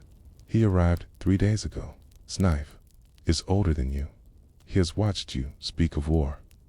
The Sultan's court panicked, but when they stormed the gardens, the man was gone. No one knew if he had been real. The palace gardener swore he had worked alone. The figs had not been watered in days, but Al-Adil never declared war on the assassins again. The letter had done enough, rewriting the role of a servantine. The later decades of the 12th century, a shift occurred in courts across Persia and Syria. Rulers began to scrutinize the people closest to them, not just for loyalty, but for stillness. A servant who was too quiet, a scribe who never asked questions, stable boy who never needed pay. These small behaviors once signaled obedience. But now they hinted at something more dangerous: intention. One chronicler from the court of the Seljuk, Sultan Sinyar, described a new hiring practice. Guards were no longer evaluated on size or sword skill, but on their speech. A silent man was now considered a liability. Ironically, the assassins had made silence suspicious in a world of constant noise. The quiet ones were feared. The garden as a mirror. Much has been written, most of it myth, about the so-called gardens of paradise where the assassins trained, according to legends recorded by Marco Polo and others. Young men were drugged and awakened in luxurious walled gardens filled with silken tents and women offering wine. The experience, it was said, convinced them they had visited heaven and that dying in the service of their master would return them there. But real historians suspect something simpler: that the garden was not about reward. It was about discipline. It taught patience. A plant grows silently. It waits for light, doesn't shout, and yet, in time, it changes everything around it. The Fidei were trained in this way, to blend into space, to become the garden, not to chase paradise, to become invisible within it. When proximity meant power, the assassin's greatest tool wasn't the dagger. It was proximity. In many traditional political systems, the most dangerous person was the one furthest away from the invading army, the rival kingdom. But in the world the assassins created, danger lived at the elbow, at the writing table, the prayer mat, in the shared silence between two men who exchanged no words but knew everything. This forced rulers to look differently at their surroundings, at their guards, at the people they ignored, and slowly they changed. Some rulers built hidden passageways to escape their own palaces. Others rotated their guards weekly, fearing familiarity. Some stopped meeting the public entirely, ruling from behind walls and veils. None of this came from direct assault. It came from the possibility of presence. The assassins didn't have to strike anymore. They had changed how people breathe. The unanswered invitation. In 1215, a mysterious gift arrived at the court of the Armenian king Leo II in Cilicia. A silver bowl, polished to a mirror's shine. Inside, a single drop of red ink. Beneath it, a phrase in Persian: "You were seen." The gift bore no name, no messenger was detained, and no official record was made. But for the next 2 years, King Leo never left his palace unaccompanied. No wars were declared against Smailus during that time. Some historians believe it was simply political theater, a way for the assassins to create fear without action. But others suggest something quieter, that the bowl was not a threat, it was a question, and silence was the answer. The assassins and Mongol collapse when the Mongols swept across Persia in the 13th century. They brought an end to many things, including the assassin network. Hulagu Khan, a grandson of Genghis Khan, made it a point to destroy Alamut in 1256, along with other Ismaili strongholds. He understood that terror, when not his own, had to be eliminated. He burned libraries, killed elders, scattered what remained of the 5D system, and yet, some records suggest the rituals did not fully vanish in remote corners of Syria and northern Iran. Certain phrases lingered, certain shrines were maintained, and some rulers, long after the Mongols had gone, still refused to meet visitors without a screen between them. Was the knife truly gone, or had its philosophy simply dissolved into the bloodstream of political behavior? A question left unanswered: how a blade becomes a legacy. By the 5th century, the word assassin had traveled westward, detaching from its roots. In European languages, it came to mean any killer in the shadows, any rogue, any poisoner, the original meaning, the one tied to ritual presence. And silence was forgotten, but its impact remained. Diplomats learned to look twice at every servant. Kings learned to pause before declaring enemies. and ordinary people learned that power is not always loud. Sometimes it arrives without announcement. Sometimes it chooses to remain unseen. And sometimes its sharpest weapon is simply the knowledge that it could be close and you would never know. The final stillness there is no grave for the last Vide, no known name, no final act recorded in detail. Only a pattern that stops, a breath held for centuries and slowly exhaled into history. And perhaps that is the most assassin-like ending of all. Not a bloody climax, not a martyr's flame, but an empty chair, a silent hallway. A ruler turning his head just once too quickly can sing nothing, because by then the knife no longer needed to be present. Its message had already been heard. The hill did not scream. It did not collapse in protest. It did not even echo the clang of sword against stone when the end came.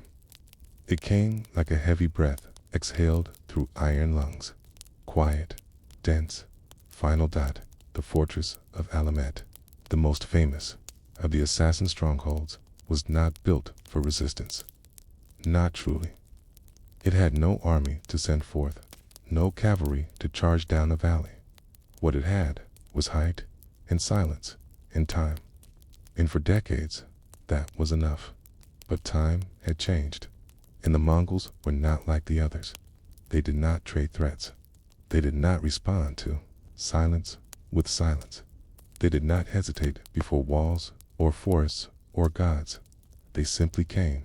In one winter morning in 1256, the wind over Alamut carried a new scent, wood smoke, not from the hearths of the faithful, but from the torches of Hulagu Khan's army. An army Tay did not believe in mystery, an army that had not come to negotiate. Alamut before the fire, before it was a symbol. Alamut was a school, not in the traditional sense. There were no blackboards, no printed texts, no bells to signal the start of a lesson. But there were books, thousands of them, manuscripts on mathematics, astronomy, philosophy, and metaphysics. The men who studied there believed in reason, in order, in unlocking the quiet structures behind the chaos of the world. And this, more than the knives, more than the assassinations, is what made them dangerous, because they believed knowledge was power. And they taught it freely, at a time when kings still measured worth in bloodlines and inheritance. The leaders of Alamut measured a man by his clarity of thought that was never going to last. The brief age of scholars by the mid-12th century, Alamut had become something strange, a religious fortress ruled not by a tyrant, but by a scholar. His name was Hashashin too, and he proclaimed something even stranger, that paradise was not a far-off promise, but a state of consciousness that could be reached now through spiritual understanding. To his followers, this was liberation. To outsiders, it was heresy. But Hassan's followers were not loud. They didn't proselytize in marketplaces. They studied. They reflected, translated Greek philosophy into Arabic and Persian, copied manuscripts, and debated quietly in stone courtyards. The fortress became a light on a hill, one that flickered softly, even as the world around it darkened with political conflict. But light, as history teaches us, draws eyes, and sometimes eyes that do not blink.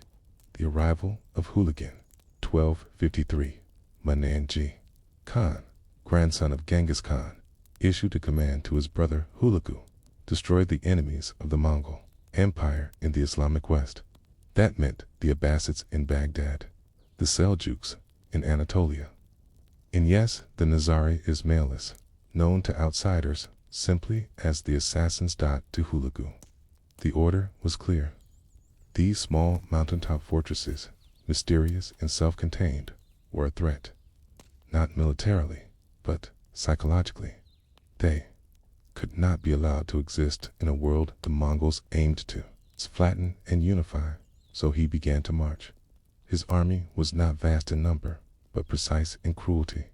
It carried with it not only weapons, but engineersmen who could build siege towers, dig beneath walls, and dismantle stone. Brick by brick, they brought with them no patience for mystery, and they began with the outer strongholds. One by one, the stars of the assassin constellation were extinguished until only Alamut remained.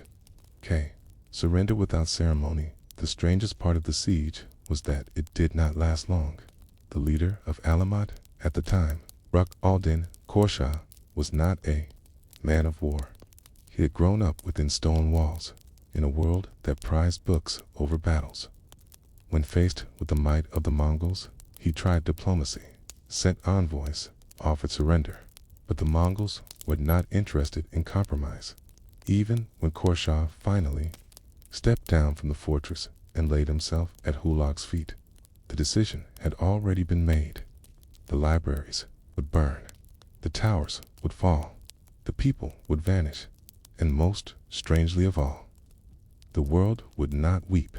There would be no massive chronicling of their fall, no parade of prisoners, no long dirges sung by distant allies. The assassins, for all their influence, would disappear almost without echo. What was lost in the fire later? Reports describe Mongol soldiers piling manuscripts into heaps and setting them alight. Some books were thrown into rivers, others were simply trampled. A few escaped saved by scholars who buried them or fled with scrolls hidden in their robes. But most of what the assassins believed, what they studied, what they translated from forgotten languages, was gone. Not just the weapons, not just the names, but the ideas.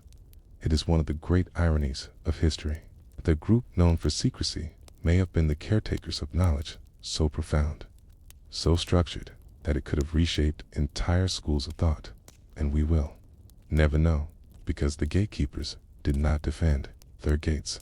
They stepped aside, and the fire walked in after the smoke in the years that followed. Some remnants remained.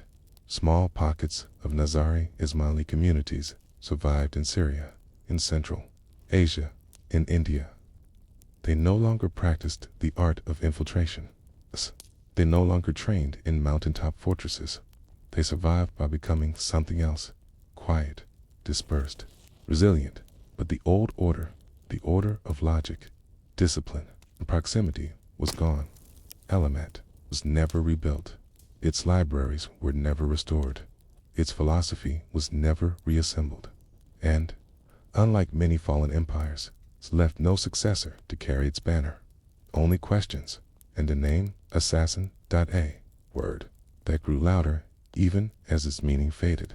The quietest fall historians still debate the reason for the assassins, its lack of resistance. Why didn't they fight? Why didn't they poison the Mongols?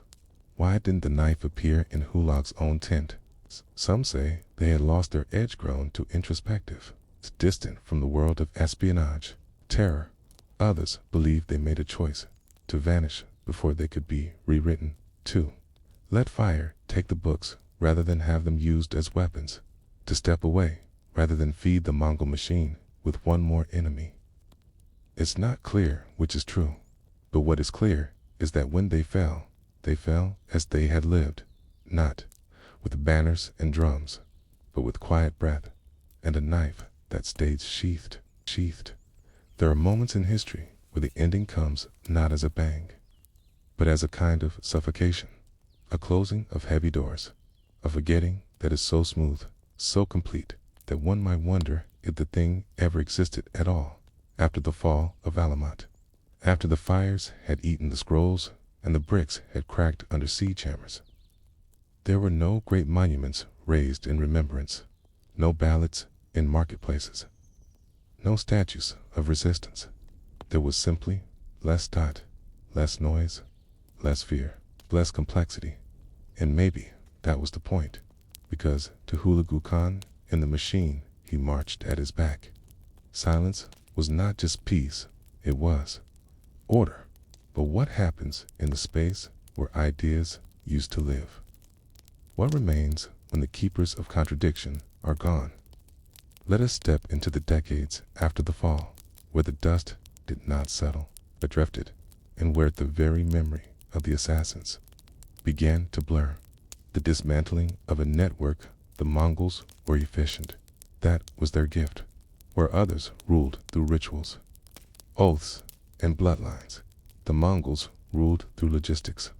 When Alamut fell, it was not the end of a single fortress, it was the pulling of a central thread. Across Persia, Syria, and Central Asia, small outposts of the Nizari order had once acted in coordination like cells of a greater mind. But with their center gone, they fragmented. Communications ceased. Funding dried up. Young recruits never arrived. Some of these smaller fortresses surrendered preemptively, offering keys before the Mongol horsemen arrived. Others resisted briefly and were extinguished just as quickly, for none were allowed to survive as they had been by 1260. The assassin network no longer existed as a functioning entity. It had been dismantled, not through massive battles, but through the removal of purpose, and in its place came quiet, a quiet so complete. It became part of the landscape, the reinvention of enigma. It was the enemies of the assassins who kept their legend alive. Western crusaders, having heard rumors of silent blades in the night and fortress cults in the east, carried the stories back to Europe. But they misunderstood what they saw. To them, the assassins were not scholars, theologians, or revolutionaries. They were exotic threats, specters, almost mythical. They told tales of a Hashashin, sectman supposedly drugged into a trance and promised paradise in exchange for killing. The word assassin, as we now know it, may have derived from these tales, but the stories said more about the West's fear than the East's truth. The actual assassins had no record of using drugs to control their followers. What they did use was philosophy, and certainty, and silence. But silence, as always, makes room for rumors, and in the absence of preserved doctrine, myth takes the throne. The assassins had been erased by fire. They were resurrected in fable, Rushdie's final. Genera Kone Alden Korsha, the last imam of Alamut, did not die in the siege. He surrendered.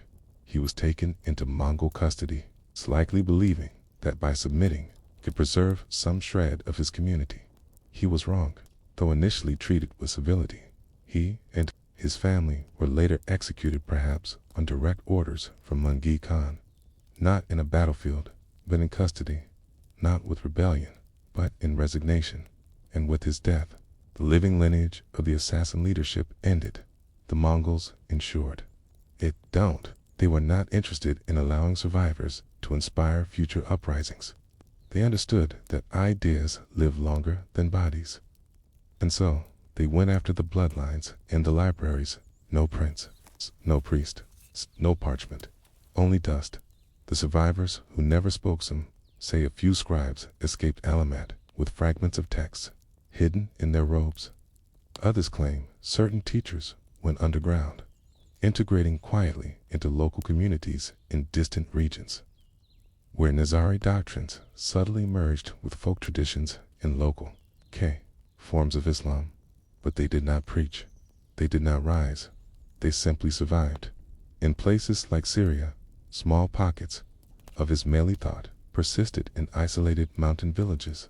They grew vegetables, tended goats, quietly, and passed down stories, not in books, but in whispered conversations behind closed doors. Their memory of the assassins was not a tale of terror, but of loss. They remembered the libraries, not the knives, the gardens, not the poison, and slowly they became something else. Neither warrior sect nor political force, just people holding on to echoes. A world that forgot on purpose by the late 13th century. New powers had risen in the Islamic world. The Mamluks in Egypt, the Ottomans in Anatolia, the Timurids in Central Asia. None had interest in reviving the memory of the assassins. Why would they? The Nizari ideals were too unorthodox, too sharp, too intellectual. They emphasized internal truth over outward authority. Reason over tradition. personal insight over inherited hierarchy. Such beliefs did not serve empires, and so historians quietly passed them over. Manuscripts that might have described their philosophies were lost in burned libraries or left untranslated. Western scholars had only the distorted tales of crusaders to guide them. Eastern chroniclers often wrote with the approval lore, pressure of ruling dynasties, which had no desire to honor heretics, and thus shadow fell, deliberate, long, comfortable, modern echoes. It was not until the 19th and 20th centuries that scholars began to re-examine the story of the assassins, using archaeological digs, rediscovered manuscripts, and re-evaluated chronicles. Historians began to see past the myths. What they found was not a death cult, but a school, a network of thinkers, spiritual seekers, political actors, men and women who had, for a time, built a different kind of power, a power rooted in mind and belief, not armies, not palaces, but thought. Still, so much was lost. The original writings of Hassan I-Sabah, the thousands of texts once held at Alamut, the internal records of how decisions were made, how knowledge was preserved, how spiritual paths were cultivated. We have only scraps, and so the story remains incomplete. In the absence of memory, there's a term in archaeology, negative space. It refers to the shape left behind when an object is missing. A bowl that once held water, a scroll that left stains on a shelf, a room that no longer has a door. The assassins left behind much negative space. Their buildings were dismantled. Their texts were incinerated. Their leaders were erased. But the space they once filled still hums. You feel it in the way history flinches around them, how scholars hedge their words, how no one quite knows where fact ends and fiction begins, how the word assassin has become both noun and myth. Coup, a weapon, a ghost, the knife that didn't Fallon. So we arrive at the final irony. The assassins were feared, not because they killed often, but because they might. A knife, never used, can shape a world just by existing. In the end, the Mongols did not defeat a great army. They defeated an idea, or thought they did. But ideas, like blades, can wait, hidden, quiet, and one wonders, on nights when the wind shifts strangely over ancient stones, did the last gatekeeper truly vanish? Or did he simply change the locks? The locks. There are chapters in history that do not end with the final sentence. They continue on the wind, in quiet pauses. In the shadows beneath every carefully rewritten archive, the story of the assassins. The Nizari Ismailis of Alametis, not one that ends with the fall of their fortress, nor even with the quiet execution of their last known leader, because what was destroyed by Mongol siege engines was only the visible part, the walls, the banners, the records, but something else, an idea, a murmur seeped into the earth and found new places to root, not to thrive, just to survive.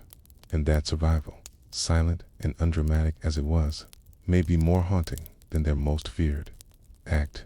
The remains beneath Alamut fortress was not a castle like those of Europe, bristling with tall towers or dramatic stone keeps. It was discreet, nestled high in the Elborz mountains of what is now northern Iran, a place chosen for its obscurity as much as its defensibility. When modern archaeologists returned to the ruins centuries later, Atay found almost nothing intact. No libraries, no weapons caches, no surviving scrolls in hidden compartments, only outlines, foundations of one-strong walls, platforms of stone that hinted at watchtowers, and irrigation channels that fed gardens long since reclaimed by dust. But even in this emptiness, there were signs that the people who lived here had not merely built a base, but a way of life. Tiny shards of glazed pottery, unusual inlay patterns and collapsed floors, indications of gardens carefully laid out for both beauty and function. Remnants of a life lived in studied silence. In a world that expected power to roar, they had whispered. And now, centuries later, even the whisper was hard to hear. The continuity of thought, long after the Mongols moved on, after empires shifted and crumbled, small Ismaili communities persisted. They had changed shape, no longer revolutionary, no longer militant. The cloak and dagger reputation faded, but their core belief that understanding was a path to spiritual truth remained. Today, the Ismaili sect still exists. Modern Ismailis follow the Aga Khan, a spiritual leader whose lineage claims descent from the Prophet through Ali and Fatima, just as the Nizari assassins did centuries ago. But there are no more mountaintop fortresses, no networks of infiltrators, no knives drawn in courtyards. Instead, there are schools, hospitals, libraries. The transformation from feared sect to peaceful modern community is one of the most profound shifts in Islamic history, perhaps in religious history as a whole. It wasn't the sword that preserved the Nizari tradition. It was adaptability, patience, and the refusal to be defined by how they were misunderstood. The knife in language, but the word assassin remained. It drifted far from its roots. Today, carries none of the theological weight it once held. It conjures only shadows and suspense. Movies, novels, game avatars, the real assassins, the thinkers, the planners, the silent rebels have been buried beneath pop culture. It's strange to think that what they feared most of misunderstanding has become their legacy. No longer defenders of an esoteric branch of Islam. No longer cultivators of knowledge in mountain gardens. Just a word, sharp-edged, detached, and yet the very survival of the word means something. Language holds ghosts, and ghosts are hard to kill. The archive that never closed. A few medieval Persian chroniclers, writing decades after the Mongol destruction, seemed uncomfortable with how quickly the assassins had vanished. They noted that some documents were missing, that certain regional governors refused to comment on the order's activities. One even hinted that some scholars, prominent ones, may have had silent affiliations, had been protected by the assassins in earlier decades. But these were not claims, because in a world where the wrong word could lead to exile or worse, silence was often the safest scholarship.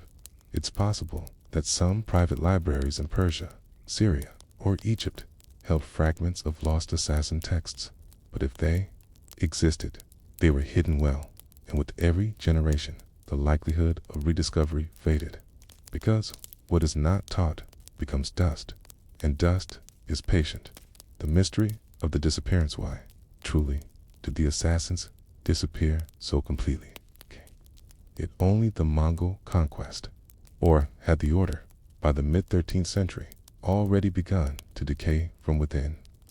Some scholars suggest internal divisions, generational conflicts, differing visions of strategy, rivalries between regional cells. Others note the changing world, decline of crusader power, the rise of new Islamic rulers who offered more stability than the fractured dynasties of the past. The assassins thrived in chaos. When the world became more predictable, their role diminished.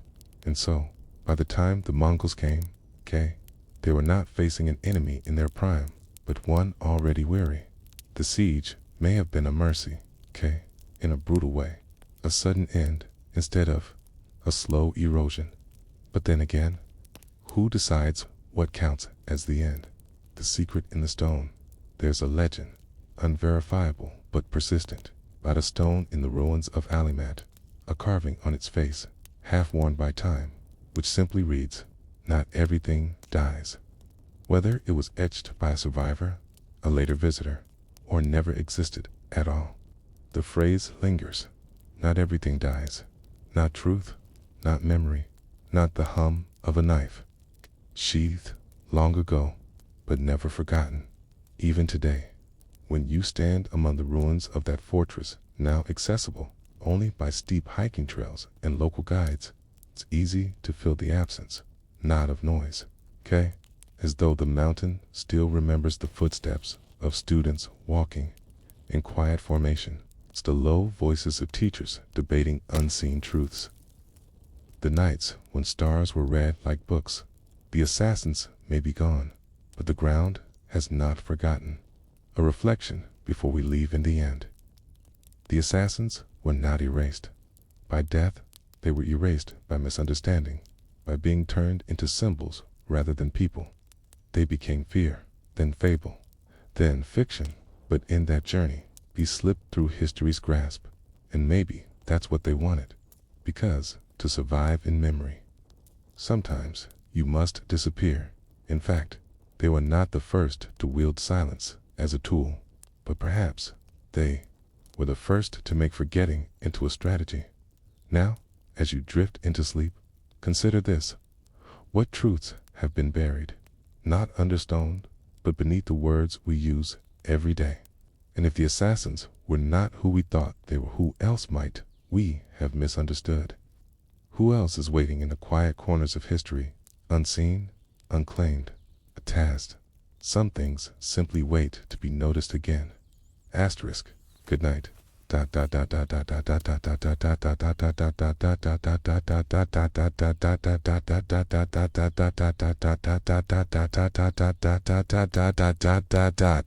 Dot